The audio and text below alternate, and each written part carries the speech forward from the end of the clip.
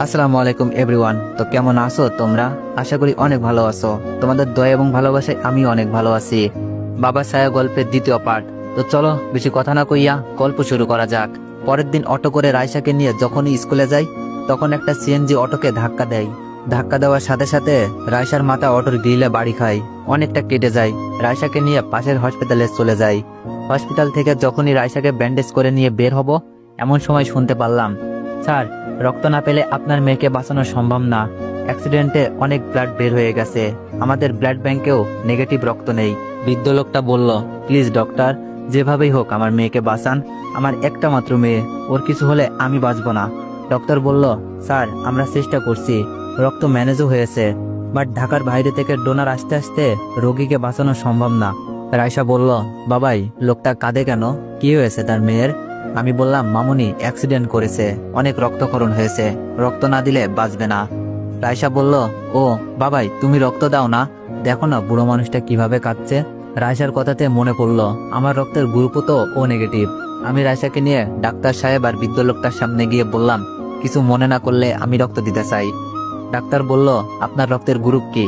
আমি বললাম, ও negative. Doctor বলল, ও আচ্ছা তাড়াতাড়ি আসুন। ডাক্তার আমাকে নিয়ে একটা বেডে শুইয়ে দিল, তারপর রক্ত দেওয়া শেষ হলো। রাইসাকে নিয়ে যখনই হসপিটাল থেকে বের হব এমন সময় বৃদ্ধ লোকটা বলল, কোথায় যাচ্ছ বাবা, একটু দাঁড়াও, তোমার জন্য আমার কথা মামুনি নতুন করে পৃথিবীর আলো দেখলো। আমি বললাম, আঙ্কেল পৃথিবীতে কেউ কাউকে বাঁচাতে পারে না, জন্ম মৃত্যু তো আল্লাহর কাছে, আমি শুধু আমার কর্তব্যটা পালন করেছি। বৃদ্ধ লোকটা বলল, বাবা এই নাও চেক, তোমার যত খুশি একটা অঙ্ক বসিয়ে নিও, এটা তোমার জন্য উপহার। আমি বললাম, আঙ্কেল যদি সত্যি কিছু দিতে চান তাহলে আমাদের জন্য দোয়া করবেন, আর চেকটা আপনার কাছেই রাখেন, ধন্যবাদ। রাইসা মা চলো। আমি রাইসাকে নিয়ে যখন বের হব এমন সময় পিছন থেকে আঙ্কেল ডাক দিল, বাবা দাঁড়াও, তোমার বাসাটা কোথায় বলবে? আমি বাসার ঠিকানা দিয়ে বের হয়ে আসলাম। বাসায় এসে নামাজ পড়ে রান্না চড়ালাম। রান্না করা শেষ হলে রাইসাকে খাবার তুলে দিচ্ছি এমন সময় বাড়িওয়ালা এসে বলল, আপনাদের 4 মাসের ভাড়া বাকি, এই মাসে দেবেন নাকি ওই মাসে দেবেন, ঘোরাচ্ছেন কেন? 1 সপ্তাহ সময় দিলাম, যদি ভাড়া না দিতে পারেন তাহলে ঘাড় ধাক্কা দিয়ে বের করে দিব। আমি বললাম, ফারহান ভাই এই সপ্তাহে ভাড়া মিটিয়ে দিব। বাড়িওয়ালা বলল, আচ্ছা কথাটা যেন মনে থাকে। বাড়িওয়ালা চলে যাওয়ার পর রাইসা আমার দিকে করুণ দৃষ্টিতে তাকিয়ে আছে। বাবার অপমানটা মনে হয় মেয়েটাও উপলব্ধি করতে পারছে। এইদিকে প্রতিদিন রাইসাকে স্কুলে দিয়ে চাকরি খুঁজতে বের হই, অনেক জায়গায় সিভি জমা দিয়েছি।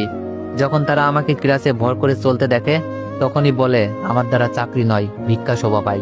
এইদিকে দেখতে দেখতে 1 সপ্তাহ চলে গেল। আমি ড্রয়িং রুমে বসে আছি, এমন সময় বাড়িওয়ালা এসেই বলতেছে, ভাড়া দেন।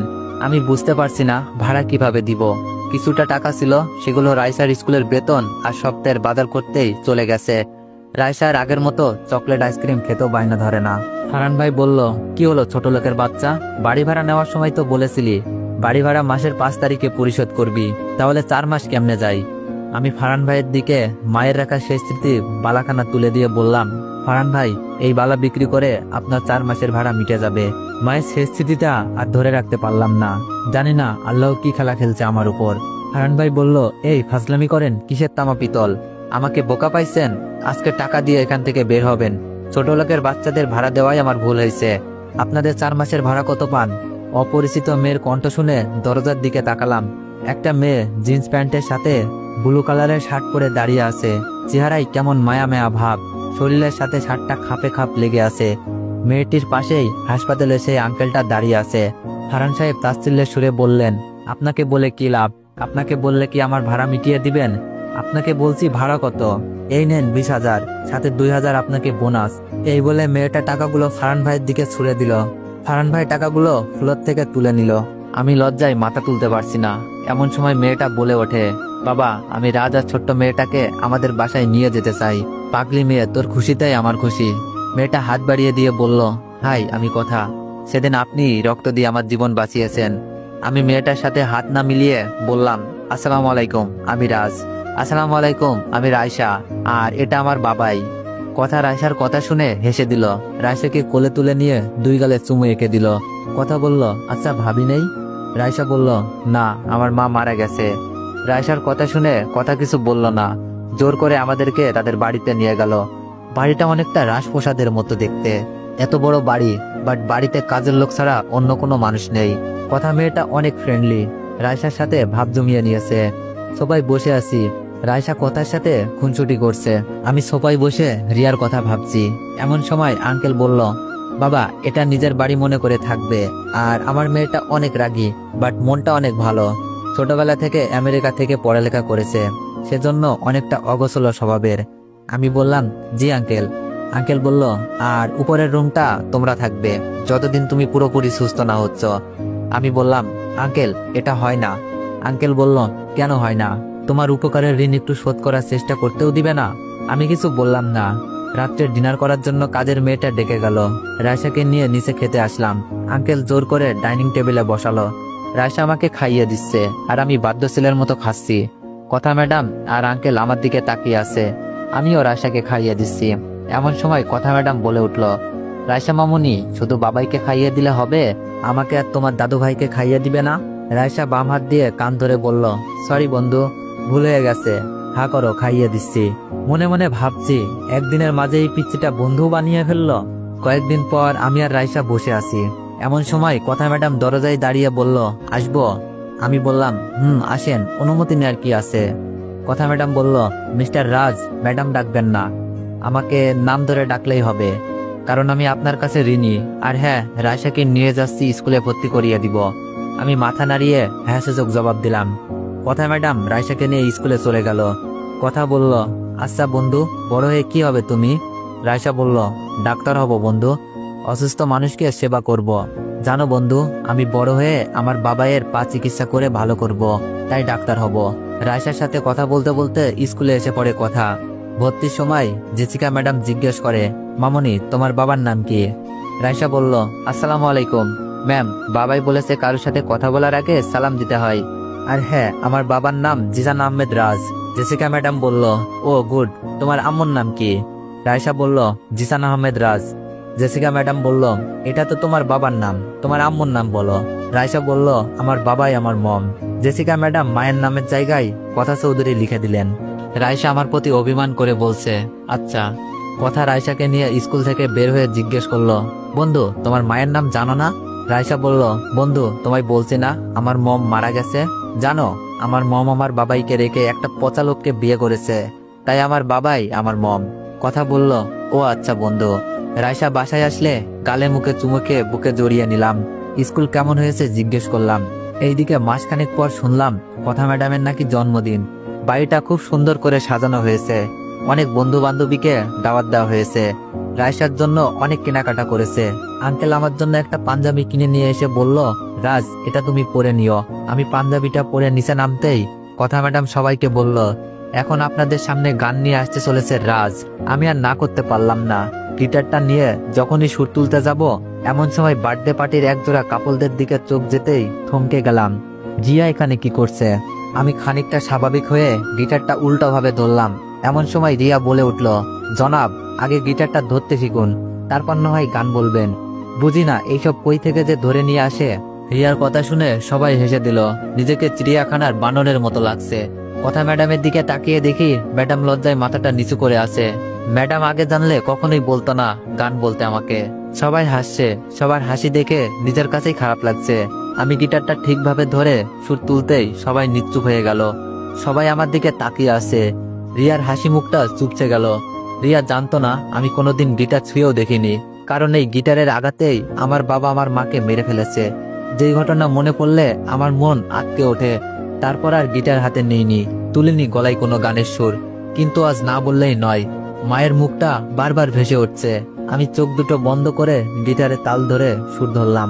তো এভরিওয়ান, গানটা সেই ছিল। গানটা শেষ করতেই হাততালিতে পুরো বাড়িটা মুখরিত হয়ে গেল। পুরো বার্থডের মানুষ আমার দিকে চেয়ে আছে। রিয়া সাইম সাহেবের হাতটা ধরে আছে। বুকের ভেতরটা কেমন যেন কেঁপে উঠছে। যতই তার কাছ থেকে দূরে সরে থাকতে চাই, নিয়তি ততই তার সামনে এনে দেয়। এসব ভাবতে ভাবতে কথা ম্যাডাম আমার কাছে এসে বলল, তুমি এত সুন্দর গান পারো, আগে তো বলনি, জাস্ট অসাম। হঠাৎ বার্থডে পার্টির অনেকগুলো মেয়ে এসে বলল, ভাইয়া আপনি এত সুন্দর গান করতে পারেন, জাস্ট অ্যামাজিং। আপনার গিটার বাজানোটাও মুগ্ধকর। কিছু মনে না করলে আপনার ফোন নাম্বারটা পেতে পারি? কথা ম্যাডাম বলল, দোস্ত রাজ কোনো ফোন ব্যবহার করে না, চল সবাই কেক কাটবো। এইদিকে রিয়ার দিকে তাকিয়ে দেখি রাগে ফুঁকছে। অর্পিতা, ছেলেটা এত সুন্দর গান করবে ভাবতেই পারিনি। ক্রাশ খেয়ে গেলাম। সাথী, তোর মতো সুন্দরী মেয়ে শেষমেশ ক্রাশ খুঁজে পেয়েছে। আরে দূর, আমি প্রথম দেখাতেই প্রেমে পড়ে গিয়েছিলাম। দোস্ত, নাম্বারটা এনে দিতে পারবি? আমার না ভয় করছে। কথাকে বল সাথী, কথা তো তোর বান্ধবী। রিয়া তার পাশে থাকা সাথী আর অর্পিতার কথা সহ্য করতে না পেরে বলল, এই যে আপু, প্রথম দেখাতেই ভালোবেসে ফেললেন, তো ভালো কথা, ঢোল পিটানোর কি আছে? আশ্চর্য, আপনি রাগ করছেন কেন? আপনার কি হয়, নাকি আপনিও প্রেমে পড়ে গেছেন? শোনেন, ওনার দিকে নজর না দিয়ে আপনার বরকে সময় দেন। চল তো অর্পিতা, এখানে দাঁড়িয়ে থাকা যাবে না, আমার ক্র্যাশের ভাগ চাচ্ছে। রিয়া কিছু বলল না। সাইফ রিয়ার হাতটা শক্ত করে ধরল। এইদিকে কথা ম্যাডাম আমার হাত ধরে কেকের কাছে নিয়ে গেল। কেক কাটা শেষ হলে রায়সাকে নিয়ে উপরে এসে পড়লাম। নিচে থাকতে পারছিলাম না। রায়সা নিচে রিয়াকে দেখেনি, দেখলে হয়তো কান্না করত, কারণ রায়সা তার মমকে অনেক ভালোবাসতো। রায়সা বলল, বাবাই, তোমার গানটা না খুব সুন্দর হয়েছে, দাঁড়াও তোমাকে একটা গিফট দিচ্ছি। রায়সা আমার কপালে একটা চুম্মা গিফট দিল। কথা বলল, আসতে পারি? আমি বললাম, আশ্চর্য ম্যাডাম, আপনার বাড়ি আর আসতে পারমিশন চাচ্ছেন? কথা বলল, না তাহলেও। আচ্ছা, আপনার কি শরীর খারাপ লাগছে? আমি বললাম, না ঠিক আছি, এমনিতেই কেমন জানি লাগতাছে। কথা বলল, ও আচ্ছা, তাহলে নিচে চলো, ভালো হয়ে যাবে। কথা ম্যাডাম নিচে সবার সাথে পরিচয় হচ্ছে। কথার বাবা সবার সাথে কথাকে পরিচয় করিয়ে দিচ্ছে, কারণ এখন ব্যবসায় সম্পূর্ণ দায়ভার কথাকে দিয়ে যাবে। এক পর্যায়ে সাইফ চৌধুরীকে দেখিয়ে বলল, মামুনি, সাইফের সাথে আমাদের ব্যবসায়িক সম্পর্ক অনেক দিন আগের। সাইফ এবং তার স্ত্রী। হাই, আমি কথা। হ্যালো, আমি সাইফ। আর এই হচ্ছে আমার স্ত্রী রিয়া। এই বলে সাইফ রিয়ার হাতটা ধরতে গেলেই রায়সা রিয়াকে দেখে ফেলে। রায়সা বলল, মম, তুমি আমাকে দেখতে আসছো? আমি জানতাম তুমি আসবে। মম, তুমি আর অভিমান করে থেকো না, বাবাই তোমাকে অনেক ভালোবাসে। রিয়া বলল, কে রে তোর মম? আমাকে মম বলছিস কেন? যত সব পাগলের দল। রায়সা বলল, মম, তুমি আমাকে চিনতে পারছো না? আমি তোমার রায়সা, যাকে তুমি রাজকুমারী ডাকতে। রিয়া বলল, সাইফ দেখো তো মেয়েটাকে। সাইফ বলল, মিস কথা, মেয়েটা কে? আমার ওয়াইফকে মম ডাকছে। সাইফ সবটা জেনেও মিথ্যা বলল, কারণ রিয়া এবং সাইফ চায় না তাদের মাঝে রায়সা আসুক। রায়সা বলল, বন্ধু, এটা আমার মম, তুমি দাঁড়াও, বাবাইকে ডাক দিচ্ছি। রায়সা বাবাইকে ডাক দিয়ে বলল, বাবাই আসো তো, মম এসেছে, দেখে যাও। রায়সা আমাকে নিয়ে রিয়ার সামনে দাঁড় করিয়ে দিয়ে রিয়ার হাতটা আমার হাতে রেখে বলল, মম, তুমি বাবাইকে রেখে ছেড়ে যাবে না? রিয়া আমার হাত থেকে হাতটা সরিয়ে নিয়ে রায়সার গালে চড় বসিয়ে দিল। কথা চড় দেওয়া দেখে চমকে ওঠে সাথে পার্টির সবাই। রিয়া বলল, আশ্চর্য, আপনার মেয়েকে ডাক্তার দেখান, যাকে তাকে মম বানিয়ে ফেলছে। আমি বললাম, সরি ম্যাডাম, আমার মেয়েটার মা আপনার মতোই দেখতেছিল, কিন্তু এক দুর্ঘটনায় মারা যায়, আর আমার মেয়েটা না চিনতে পেরে আপনাকে মম ডেকে ফেলেছে, ক্ষমা করে দিয়েন। অর্পিতা বলল, সাথী দোস্ত, শেষ পর্যন্ত বিয়ে করে একটা ছেলেকে পছন্দ করলি? সাথী বলল, দূর, মেয়েটা কিন্তু অনেক কিউট। রায়সা আমার কথা শুনে দৌড়ে উপরে চলে গেল। রায়সা উপরে গিয়ে কাঁদতে থাকে। আমি ক্লাসে ভর করে যখনই উপরে যাই তখনই দেখি রায়সা কাঁদছে। আমি বিছানায় বসে রায়সার মাথার উপর হাতটা রাখতেই আমাকে জড়িয়ে ধরে কাঁদতে লাগে। আমি বললাম, কি হলো, আমার মাটা কাঁদছে কেন? রায়সা বলল, বাবাই, তুমি আমাকে ছেড়ে যাবে না তো? বাবাই, মম আমাকে চিনে না, মম আমাকে মারলো। বাবাই, তুমি যেও না আমাকে ছেড়ে। জানো বাবাই, সবার মা সবাইকে আদর করে, আর আমার মা আমাকে চোর মারে। জানো বাবাই, আমি ভেবেছিলাম মা আমায় কোলে নিয়ে আগের মতো 2 গালে চুমো দিবে, কিন্তু মা আমাকে চর দিবে ভাবিনি। আচ্ছা বাবাই, আমি কি দেখতে খুব খারাপ, যার জন্য মা আমাকে চিনতে পারলো না? জানো বাবাই, তুমি যখন রাতে মায়ের ছবি বুকে নিয়ে কাঁদো তখন আমার খুব কষ্ট হয়, তাই মাকে তোমার কাছে আনতে চেয়েছিলাম।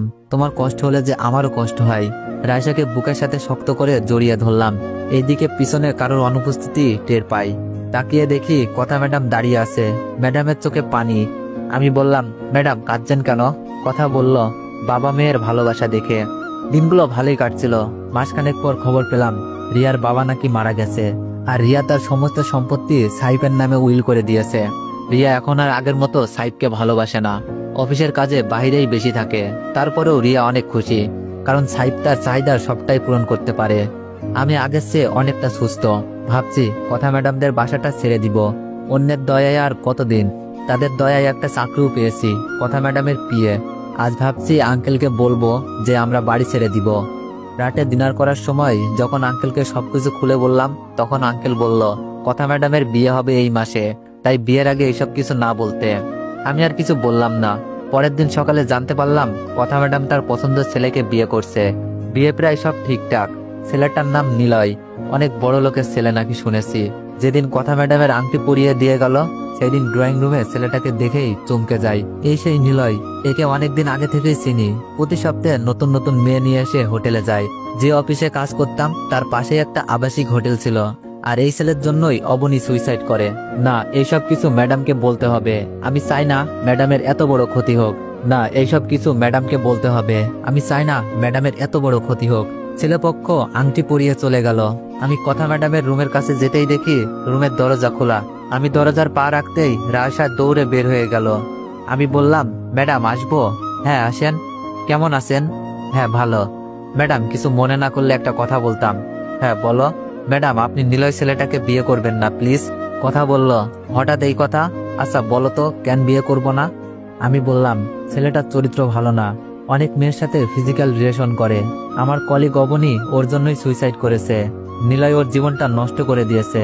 এখন আপনার ইচ্ছা। কথা আমার গালে চর বসিয়ে দিয়ে বলল, লজ্জা করে না নিলয়ের সম্পর্কে এমন মিথ্যা কথা বলতে? কিছুক্ষণ আগে ছোট্ট মেয়েটা বলে গেল তুমি আমার মম হবে, আর এখন আসছেন আপনি। ছি, দুধ কলা দিয়ে কালচাপ পুষেছি, এই মুহূর্তে আমার বাড়ি থেকে বের হয়ে যাবেন। আঙ্কেল এসে বলল, কি হয়েছে মা, চিল্লাচিল্লি করছিস কেন? কথা বলল, দেখো বাবা, এই দুধ কলা দিয়ে পোষা কালসাপটা বলছে নিলয়ের চরিত্র নাকি খারাপ। ছোট মেয়েটাকে ঘটক বানিয়ে পাঠিয়েছে মা বানাতে। আঙ্কেল কথা ম্যাডামের কথা শুনে বলল, রাজ তুমি বেরিয়ে যাও, তোমার এই শয়তানি মুখটা দেখিও না। এই ছিল তোমার মনে? আমি আর কিছু বললাম না। আমি উপরে গিয়ে দেখি রায়সা কাঁদছে। আমি বললাম, এই কাঁদছিস কেন? রায়সা বলল, বাবাই, বন্ধুকে বলেছিলাম আমার মম হবেন, বন্ধু আমাকে বকা দিয়েছে। আমি রায়সার মুখে এমন কথা শুনে রায়সার গালে চর বসিয়ে দিলাম। রায়সা বলল, বাবাই তুমি আমাকে মারলে? সবার মম আছে, আমার মম নাই। বাবাই আমাকে একটু বুকে নিবে? আমার না খুব কষ্ট হচ্ছে বাবাই। আমি বললাম, তোকে না বলেছি আমি তোর মম, আমি তোর বাবাই, অন্যকে কেন মম ডাকতে চাস? এরপর যদি কাউকে মম ডাকিস দেখিস আমি গাড়ির নিচে পড়ে মরে যাব। তো এভরিওয়ান, পরবর্তী পার্টের জন্য অপেক্ষা করুন। ধন্যবাদ।